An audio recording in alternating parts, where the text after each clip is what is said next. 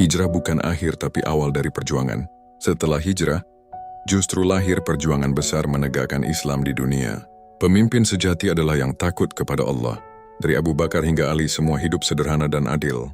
Islam menyebar bukan karena kekuatan senjata, tapi karena akhlak dan keadilan. Setiap muslim harus berhijrah dalam dirinya sendiri, meninggalkan dosa menuju cahaya iman. Dan orang-orang yang berhijrah di jalan Allah, kemudian mereka dibunuh atau mati, pasti Allah akan memberikan kepada mereka rezeki yang baik. Dan sungguh Allah sebaik-baik pemberi rezeki. Qiyus Al-Hajj 58. Setelah masa Khulafaur Rashidin, setelah wafatnya Khalifah Ali bin Abi Thalib radhiyallahu pada tahun 4861, kekuasaan Islam berpindah ke tangan Muawiyah bin Abi Sufyan, Gubernur Syam Suriah. Dari sinilah dimulai masa dinasti Umayyah, diikuti oleh dinasti Abbasiyah, yang bersama-sama menjadikan Islam sebagai peradaban terbesar di dunia selama lebih dari 900 tahun. Awal berdirinya dinasti Umayyah, pendiri dinasti Umayyah adalah Muawiyah bin Abi Sufyan radhiyallahu anhu, sahabat Nabi SAW dan menantu Rasulullah melalui Ummu Habibah. Setelah perpecahan pasca wafatnya Ali, Muawiyah menyatukan umat Islam dan memindahkan pusat pemerintahan ke Damaskus, Suriah. Di bawah kepemimpinannya, Islam kembali stabil dan berkembang pesat. Perluasan wilayah Islam. Di masa dinasti Umayyah, Islam menyebar sangat luas. Ke barat, pasukan Islam menyeberang ke Afrika Utara dan kemudian ke Spanyol, Andalusia. Pada tahun 711 M, dipimpin oleh Tariq bin Ziyad. Di sanalah beliau mengucapkan kata-kata legendaris, "Laut di belakang kita, musuh di depan kita. Tidak ada jalan kembali kecuali kemenangan atau mati syahid." Ke timur, Islam meluas ke India, Asia Tengah, hingga Cina Barat.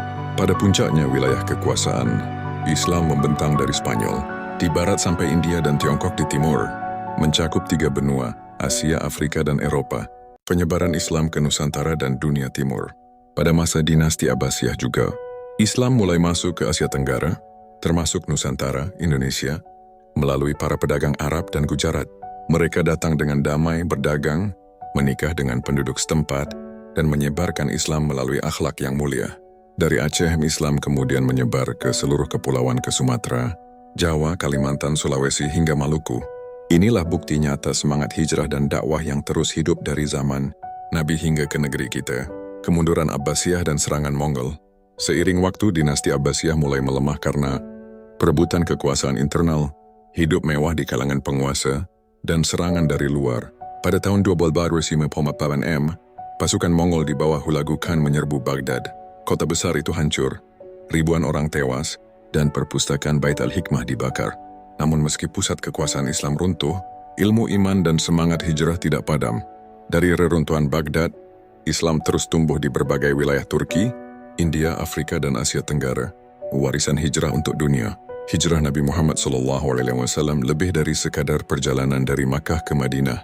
Hijrah adalah awal lahirnya peradaban Islam, peradaban yang membawa ilmu pengetahuan dan teknologi, keadilan dan kemanusiaan, kebebasan beragama dan berpikir, kedamaian dan kemuliaan hidup. Berkat semangat hijrah itu, Islam mengajarkan ilmu pengetahuan kepada Barat, melahirkan Renaissance Eropa. Umat Islam berkontribusi pada matematika, kedokteran, fisika, filsafat, sastra dan seni. Dunia mengenal tokoh-tokoh besar yang lahir dari semangat Islam, ilmuwan, cendekiawan, dan ulama yang menjadi pelita bagi umat manusia.